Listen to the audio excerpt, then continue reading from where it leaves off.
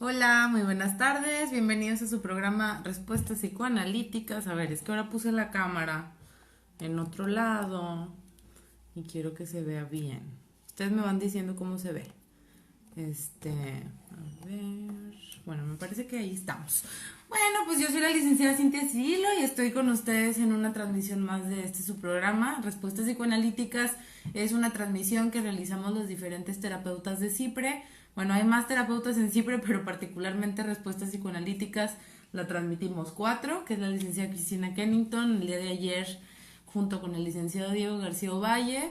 El día de hoy una servidora, yo soy la licenciada Cintia Cirilo y los jueves, es decir, el día de mañana, va a estar con ustedes la licenciada Patricia Mendoza. Entonces, Respuestas Psicoanalíticas tiene como objetivo poder ir resolviendo o más bien orientando en relación a las dudas que pueden ir surgiendo sobre la psicología o sobre la salud mental, desde una perspectiva psicoanalítica, porque los psicólogos de CIPRE tenemos todos ahora sí que una formación desde una orientación psicoanalítica. Hola Lauri, qué bueno que estás viéndonos por aquí. Quienes están viendo por ahí, los invitamos a que puedan ir haciendo sus preguntas. Si no tienen ganas de preguntar, se pueden quedar por acá viendo. Los invitamos a que vean el programa, incluso aunque no tengan una pregunta tal cual que ir haciendo, porque ahora sí que pues ahora sí que se va armando un diálogo en lo que vamos platicando aquí con las personas que nos preguntan, o incluso con las preguntas que yo ya tengo acá en en un documento en donde vamos hablando sobre las preguntas que no se alcanzaron a contestar en el programa del día de ayer. El día de ayer no se pudo hacer la transmisión en vivo porque se transmitió, hola Rosa, se transmitió desde Frecuencia Tech en la Feria del Libro. Ahora fue una transmisión especial porque aquí en Monterrey estamos en la Feria del Libro, entonces no se pudo realizar la transmisión a través de Facebook Live, pero sí se realizó a través del radio en el programa Frecuencia Tech. El día de ayer estuvo el licenciado Diego García acompañado con Daniela y la licenciada Laura Morantes. Entonces, pues bueno, ¿qué les parece si empezamos con unas preguntas que tengo aquí pendientes de ayer? Que dice, ¿por qué el psicoanálisis siempre involucra la relación del padre y la madre? Esa es una pregunta importante y creo que nos da pie como para hablar bien diferente. A mí me gustaría saber qué es lo que ustedes han escuchado en relación a esto, de que en una terapia psicoanalítica se involucra la relación del padre y la madre, porque esto tiene como muchas vertientes para ir escuchando. Particularmente, por ejemplo, yo he escuchado como de personas que han tenido acercamientos al psicoanálisis, tanto agradables como desagradables, estos acercamientos en donde se habla sobre que el terapeuta generalmente siempre introduce elementos que tienen que ver con el paciente y la relación con su padre y con su madre. Ahora, hay algo de cierto en esto. ¿Cómo? El psicoanálisis generalmente va estudiando mucho las primeras relaciones o los primeros vínculos que va teniendo una persona, justamente porque estos en ocasiones tienen que ver con la manera en la que la persona se va vinculando durante su vida. No significa que la manera en la que se vinculó con sus padres va a determinar cómo es que se va a vincular con los demás, pero posiblemente va a influir. Es decir que por eso a veces es importante como ir revisando cómo fueron los primeros encuentros vinculares que tuvo el paciente. En ocasiones, en la gran mayoría de los casos, todas las personas, los primeros vínculos que tenemos es con nuestros padres o nuestros cuidadores, en caso de que no hayamos estado a cargo de nuestros padres durante la primera infancia o durante la infancia. Entonces, por eso es que en muchas ocasiones sí es importante. Hola a todos los que están ahí saludando, me da mucho gusto que estén aquí acompañando la transmisión. Entonces, esa es una de las razones por las cuales en muchas ocasiones nosotros como terapeutas nos volteamos a ver qué fue lo que sucedió. Ahora, no únicamente con el padre y con la madre, sino que nos ponemos a ver qué fue lo que sucedió en la historia de nuestros pacientes para poder ir entendiendo qué partes de la historia se están repitiendo en la vida del paciente y qué otras partes no. ¿Qué partes de los conflictos actuales por los que el paciente llega a la consulta tienen que ver con justamente cuestiones que ya vienen repitiéndose a lo largo de la historia del paciente? Y al poder ir explorando un poquito más sobre qué fue lo que sucedió en la historia del paciente, podremos encontrar tal vez algunas de las raíces de los conflictos que todavía siguen causando u ocasionando malestar. Entonces, a través de ir revisando la historia y de tener un entendimiento un poquito más amplio sobre la historia y sobre la vida actual del paciente, nos permite discernir qué partes del conflicto son justamente actuales y qué partes del conflicto vienen ahora sí que mostrándose desde la historia, desde qué parte de la historia, y a través de eso nos va a dar nos va a dar un norte mucho más claro de qué manera podemos ir ahora sí que dándole una resolución o otra vuelta al conflicto que puede estarse manifestando en la actualidad. Una de estas partes pudiera tener que ver con la relación entre el padre y la madre. Ahora, no necesariamente todo lo que sucede o todos los vínculos que tenga una persona con sus jefes, con sus parejas, con su trabajo, va a tener que ver con la relación entre su padre y su madre, ¿no? O no va a tener que ver de una manera directa. Ahora sí que tendremos que revisar particularmente cuál es la situación, cuál es el conflicto, cuál es la situación, ahora sí que no nada más el conflicto, sino qué situaciones en particular para ahora sí que ir discerniendo de dónde viene, por qué, cómo, de qué forma se está presentando, ¿no? Y esa será la labor justamente del terapeuta, como poder darle un entendimiento y una reflexión clara. No todo tiene que ver con papá y con mamá, definitivamente no es así. Entonces, espero poder haber como aclarado un poquito más esta pregunta. ¿El psicoanálisis se puede trabajar con pacientes niños? Claro, Andrea. Sí, justamente, de hecho hay como una especialización actual en varias de las maestrías en formación para psicoanalistas, perdón, o para psicoterapeutas con orientación psicoanalítica que se especializa en niños. Fíjate que en los primeros momentos, sobre todo los primeros psicoanalistas que comenzaron a trabajar con esta técnica terapéutica, decían que el análisis con niños tenía ciertas limitantes porque los niños por lo general no nos hablan de una manera tan clara. Sin embargo, estas mismas limitaciones que se van viendo con la verbalización de los niños, oigan, por favor díganme si se escucha bien lo que voy diciendo, porque ahora traté de ponerme un micrófono por acá, entonces si no se escucha bien me dicen. La idea era mejorar el audio. Entonces, en esos primeros momentos en donde se encuentra que el niño a lo mejor no se iba a quedar sentado una hora hablando de sus problemas, sino que probablemente se iba a estar parando del consultorio, se empiezan a encontrar diferencias muy importantes en el análisis con niños y en el análisis con adultos. Entonces, algunas psicoanalistas, que son ahora sí que las principales o las primeras psicoanalistas que trabajan con niños, déjenme les digo el nombre de una porque siempre se me confunde. Ahorita les digo que fue una de las primeras, o sea, sí, de las primeras psicoanalistas que se anima como al trabajo con niños. Entre otras es Ana Freud, que es la hija de Freud, que ella también, Ana Freud ahora sí que es de las primeras psicoanalistas que se anima a trabajar con niños y que a su vez hace como modificaciones importantes en la técnica que iba proponiendo su papá. Otra psicoanalista muy importante, Hugh Helmut, sí me acordaba del nombre, pero no quería decir uno que no fuera. Entonces Hugh Helmut también fue una psicoanalista que comienza el trabajo con niños. De pronto, por algunas cuestiones de su historia personal, el nombre de Hugh Helmut medio se borra de la historia del psicoanálisis, pero también hace aportaciones muy importantes para empezar a pensar en el trabajo del psicoanálisis con niños. Y también Melanie Klein es otra psicoanalista, Donald Winnicott, ¿no? En fin, hay un montón de psicoanalistas que empiezan a pensar de qué manera se puede adaptar el psicoanálisis para poder trabajar con niños. Entonces digamos que ya tiene mucho rato en donde se trabaja con niños y pues vamos viendo que tiene muy buenos resultados, ¿no? Entonces, Yasni, ¿cree que las pruebas proyectivas están quedando obsoletas? Definitivamente no, Yasni. Cualquier prueba psicológica requiere una actualización, requiere que constantemente se haga una actualización, requiere que constantemente se haga investigación, requiere que se adapte al contexto cultural e histórico en el que se está viviendo o en donde se quiere aplicar la prueba, y las pruebas proyectivas también realizan ese tipo de actualizaciones.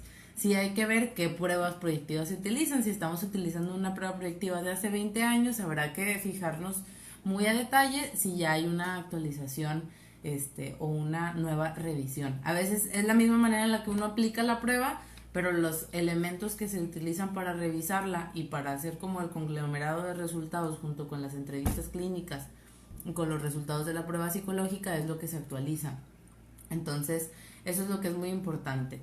Algo que me parecería importante apuntar es que no todos los psicólogos aplican pruebas psicológicas y que las personas que están interesadas en aplicar pruebas psicológicas es sumamente importante que estén muy bien capacitados justamente por este elemento en donde las pruebas psicológicas ya sean proyectivas, ya sean de inteligencia, sean para algunos aspectos específicos, de orientación vocacional, de selección de personal. Hay un montón de pruebas psicológicas que hay ahora disponibles, algunas que van desde una perspectiva psicoanalítica y otras que no, pero definitivamente es muy importante que la persona que se anime a aplicarlas sea una persona capacitada que constantemente esté ahora sí que cuidando este tema de la revisión justamente para no estar aplicando una prueba obsoleta o una prueba que necesite tomar en cuenta aspectos importantes justamente porque pueda tener alguna limitación su aplicación o porque pueda tener algún aspecto que sea importante cuidarlo. Muchas gracias por darme check de cómo se escucha el audio.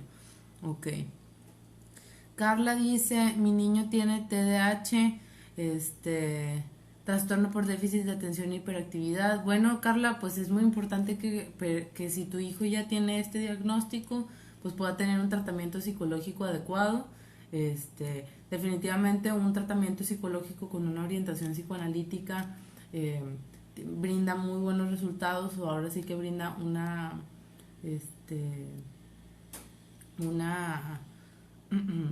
una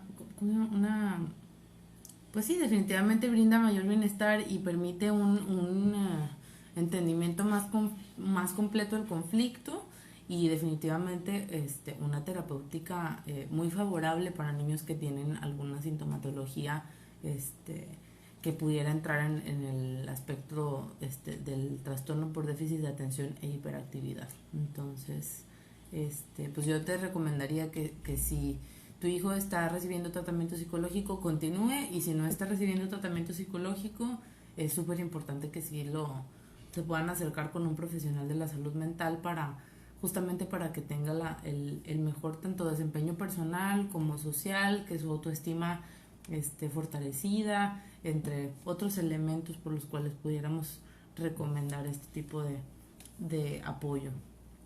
¿Qué pruebas o test con enfoques psicoanalíticos para niños me pudiera recomendar? Andrea, me parece que es muy amplia tu pregunta como para podértela contestar a través de esta transmisión.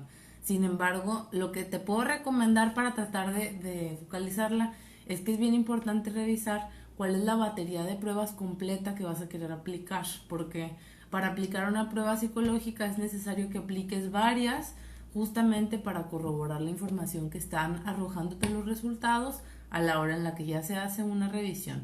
Y para poder determinar qué batería de pruebas vas a utilizar, es muy importante revisar cuál es el motivo de consulta del paciente, qué edad tiene, en dónde ha vivido tu paciente, qué idioma habla, si siempre ha vivido aquí en Monterrey o ha vivido en otra parte. Son situaciones que es bien importante como ir revisando. Ponle que en Monterrey no sea tanto porque es más difícil como revisar si las pruebas generalmente no son locales, pero sí siempre he vivido en México, por ejemplo. Revisar que hable bien español. Sobre todo ir viendo cuál va a ser la batería de pruebas completa que vas a utilizar justamente para que los resultados puedan ser lo óptimo posibles. Por eso me parece muy complejo poderte decir qué prueba proyectiva psicoanalítica puedas utilizar con un niño. Hay varias pruebas proyectivas que sí son muy útiles, sobre todo en la evaluación infantil. Generalmente se utilizan pruebas que tienen a cabo dibujos o donde el niño te tiene que realizar alguna historia. Hay pruebas actualizadas, por ejemplo en CIPRE tenemos el departamento de evaluación infantil en donde se trabaja esto, y justamente por esto es lo que vamos viendo que es muy necesaria justamente una preparación adecuada, porque es bastante complejo la elaboración de de una batería de pruebas y requiere ahora sí que mucha delicadeza sobre qué pruebas se van a ir utilizando. Nosotros no nos dedicamos a formar en pruebas psicológicas tal cual, pero en caso de que alguna persona que está viendo por acá sea psicólogo y tenga interés en recibir alguna orientación sobre la evaluación infantil, anteriormente nos han solicitado justamente realizar capacitaciones sobre evaluación y además de dar las recomendaciones necesarias para la entrevista clínica, la licenciada Patricia Mendoza, quien está muy familiarizada con este tipo de evaluación a través de pruebas proyectivas y que está a cargo de la coordinación del departamento de investigación, ha llegado a realizar algunas capacitaciones. Entonces, si alguien tiene interés de comenzar a realizar evaluación psicológica o que tiene interés de revisar algunas pruebas específicas, posiblemente se puedan dirigir con ella. Su correo es patriciamendoza@cipre.com. El otro día le comentaba, ay, se me fue aquí, listo, perdón que se fue la mano también. A ver, es que le pico ver más y no me deja. ¿Cómo le hago? Aquí ya pude. El otro día le comentaba a mi hijo que de ahora 18 fue diagnosticado con síndrome de Tourette y TDA a los 7 años. A los 14 comenzó con cuadros de ansiedad y depresión muy fuertes y algo que llaman DOTS o huecos. Bueno, comenzó con terapia psicológica y medicación, hoy tiene 18 y ha mejorado mucho, pero continúa con atención psicológica a la par de la medicación. Definitivamente, Rosa, lo más adecuado para este tipo de cuestiones que nos comentas es que no se deje de lado nunca la terapia psicológica y justamente que vaya viéndose una mejoría progresiva. Hay ocasiones en las que la mejoría no es lineal, es decir, que no siempre la mejoría va así, ¿no? Como de los síntomas muy pesados y de pronto se va viendo siempre una mejoría lineal. Hay veces que es así y luego así y luego así. El chiste es que la mejoría vaya incrementándose, pero hay ocasiones en las que hay como pequeños espacios en donde pudiera verse ahí el tratamiento distinto. Eso es parte de casi cualquier tratamiento psicológico, casi de cualquier corriente. Lo importante es que progresivamente vaya viéndose una mejoría. Lau nos pregunta, hola, ¿podrías hablar de las características psíquicas de los niños de 3 años? Bueno, pues una de las características particulares de los niños de 3 años es la dependencia sobre sus padres, en la cual todavía se requiere mucho del apoyo de tanto de papá o de mamá, sobre todo de mamá, y todavía la manera en la que el niño mentalmente está estructurado es que necesita que mamá esté ahí todo el tiempo. A esa edad ya hay una adquisición del lenguaje y ya hay procesos complejos, ya hay como procesos elaborativos simples, en donde por ejemplo el niño ya puede seguir instrucciones muy sencillitas, ya puede comenzar a agarrar ciertos objetos y manipular ciertos objetos con sus manos y sostenerlos, tomarlos, más que un bebito todavía a lo mejor de 1 año, a lo mejor puede hacer trazos no muy meticulosos o no muy exactos, pero ya puede realizar ese tipo de cosas y es un momento en donde está cerca de prepararse para comenzar a independizarse de mamá. Hay algunas ocasiones en las que los niños ya a esta edad comienzan a estar a lo mejor en alguna guardería o kinder y eso involucra que ya haya un proceso de independencia con los padres en los cuales se pueden ir viendo. En esta edad es muy esperado que los berrinches, por ejemplo, de los niños sean a lo mejor por cosas que uno puede pensar que no tienen,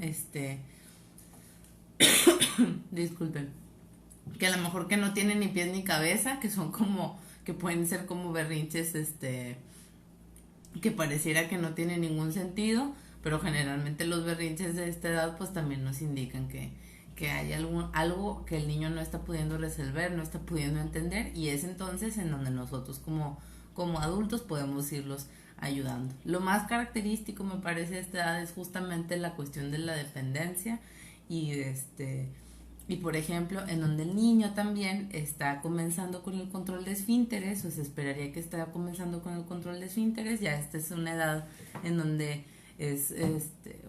cada niño llega a ese control de esfínteres de una manera diferente, pero ya a esta edad generalmente es donde se está dando, un poquito antes, un poquito después. Entonces en este tipo, con el control de esfínteres también va de la mano justamente con que el niño empieza a ir entendiendo que tiene control sobre su propio cuerpo y sobre sus acciones. Entonces comienza como a retar de una manera importante. Esto de los retos hacia los padres generalmente también se ve como a los 2 años, incluso le llaman a esta edad los terribles dos.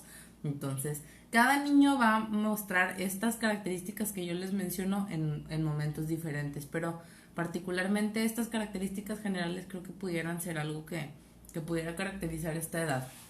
Entonces, si te queda alguna duda o algo más, Lau, pues con todo gusto lo puedes ir diciendo y lo trato de ir contestando con lo que vaya surgiendo. Andrea, soy estudiante de psicología con enfoque conductual, pero quiero abrir campo en psicoanálisis enfocado en niños. Mil gracias. Sí, Andrea, con todo gusto puedes acercarte con la licenciada Patricia, incluso ella pudiera recomendarte con quién te pudieras formar en dado caso de querer revisar pruebas que tengan relación con el psicoanálisis, pero antes de aplicar pruebas psicológicas con este enfoque, si todavía no estás muy familiarizada, yo te recomiendo que comiences a formarte en psicoanálisis y entonces posteriormente ver qué tipo de herramientas pudieras utilizar para la evaluación desde este enfoque, porque no siempre se utilizan pruebas psicológicas. De hecho, yo creo que no puedo decir que la mayoría, pero creo que hay ocasiones en las que algunos psicólogos no utilizan pruebas psicológicas como tal. Sí se utiliza el dibujo y se utilizan otras cosas, pero valdría la pena más bien como que yo te recomendaría que te comiences a formar en psicoanálisis si tienes interés de este campo de la psicología y entonces posteriormente ir revisando qué técnicas de evaluación se pudieran utilizar. Tengo un alumno con TDA, nos pregunta AJ Figueroa. Sus papás no quieren medicarlo y es muy difícil trabajar con él porque es agresivo. ¿Qué me recomiendan para poder calmar su conducta? Recomendar a sus papás primero que nada que pueda acudir a un tratamiento psicológico. Si no lo quieren medicar, no siempre es necesaria la medicación. Hay ocasiones en las que sí, pero para poder ver cuándo es necesario medicar o no, es sumamente importante que se haga una evaluación completa. Y también es muy difícil que nosotros, si no estamos haciendo una evaluación, determinemos si un paciente tiene o no trastorno por déficit de atención e hiperactividad. Habría que ir revisando qué es el conflicto que puede estar sucediendo o si hay algún otro detonante que el niño pueda tener inatención o pueda estar muy inquieto. Entonces, por eso es súper importante que puedan acudir a una terapia psicológica, justamente para que se le pueda dar una atención adecuada al conflicto. Y dentro del aula, lo importante pues justamente es establecer a lo mejor una relación de confianza con el alumno, en donde el alumno se pueda llegar a sentir apoyado, en donde incluso se pueda hacer como un trabajo en equipo con el alumno y con los demás alumnos, porque a medida que nosotros vamos bajando la ansiedad y ayudamos a que el alumno se sienta menos ansioso, incluso si tuviera como esta sintomatología de inatención o de hiperactividad, el bajar las ansiedades ayudan a que el niño tenga mayor facilidad para el seguimiento de instrucciones. El darle instrucciones concretas y sencillas también puede ayudar a que el niño pueda más fácilmente entender, ¿no? Como digamos que nosotros lo que podemos hacer como docentes en caso de que a un niño le esté costando trabajo tener atención o incluso se esté comportando de una manera agresiva, es que tenga lo más claro posible las reglas del salón, las cosas que tiene que hacer, la manera en las que la puede ir realizando y ayudarle a que vaya entendiendo ahora sí que vaya entendiendo de manera empática qué es lo que ocasiona en otros el poder llegar a ser agresivos, cómo puede lastimar tanto emocional como verbalmente, cuidando mucho no utilizar la manipulación, sino únicamente de una manera a lo mejor neutral, sin elevar la voz, sin decirle ahora sí que cosas que lo puedan llegar a sentir mal a él tampoco, pero sí de una manera comprensiva, justamente las cosas que por lo que es importante respetar a los otros, ¿no? Y de manera en la que podamos transmitir tranquilidad y que eso no incremente las ansiedades en el niño. Entre más ansioso el niño, por lo general más difícil es que ponga atención, más difícil es que disminuya la agresividad, más difícil es que siga las reglas, más difícil es que pueda seguir las instrucciones, etcétera. Entonces, a medida en que nosotros podemos ayudar al niño a entenderlo y a que pueda él mismo entenderse, va a ser muchísimo más benéfico para él y matando dos pájaros de un tiro va a ayudar a que nuestro trabajo como docentes sea más efectivo, más fácil, ¿no? Fa López, recomiendo los grupos de autoayuda. Yo me iría con cuidado con algunos grupos de autoayuda, sobre todo aquellos que son como rígidos o que implican mucha confrontación emocional sobre lo que nos sucede. Yo sí apunto que definitivamente a las personas les pueden ayudar cosas muy diversas, pero hay algunos grupos de autoayuda en particular que no son llevados a cabo por psicólogos y que utilizan técnicas muy confrontativas que pudieran causar mayor desequilibrio emocional que bienestar emocional. Entonces, pues creo que más o menos por ahí pudiera irme. Dentro del aula pudiera pudiera servir la economía de fichas y así al mismo tiempo pudiera ver y comprender consecuencias de sus comportamientos. Bueno, esa es una manera de irlo trabajando, pero pues también para poder saber cuál es la economía de fichas habría que tenerlo muy claro. Pues definitivamente la economía de fichas funciona, no va a funcionar como tal para disminuir las ansiedades del niño, pero sí puede ayudar para que las reglas le sean muchísimo más claras. Ahora sí que creo que el maestro tiene que ir viendo qué cosas le funcionan y qué cosas no. Si la economía de fichas funciona, adelante. Si no le funciona, entonces podrá valerse de algún otro recurso, incluso aunque lo vaya haciendo de una manera creativa. Hay ocasiones en las que poder, como docentes, de una manera cálida, poder acercarnos a los padres y decirles, ¿saben qué? Yo estoy notando estas situaciones en su hijo, me interesa que pudiéramos trabajar en conjunto. Fíjense que creo que es importante a lo mejor que ustedes puedan acercarse con un profesional de la psicología. Yo he visto que pudiera causar tales beneficios. Hay ocasiones, si nos acercamos de una manera cálida, pudiéramos sentir que también estamos ahí trabajando en equipo con los padres y brindar sobre todo mayor bienestar para el alumno. Pero pues muchísimas gracias a ustedes por estarme viendo, por estar viendo el programa. Los invito a que nos vean el día de mañana con la licenciada Patricia Mendoza. El día de hoy vamos a tener que ir terminando y nos vamos a tener que reunir hasta el próximo miércoles. Me da mucho gusto estar acá con ustedes. Yo soy la licenciada Cintia Cirilo y nos vemos la próxima semana aquí en su programa Respuestas Psicoanalíticas. Bye bye.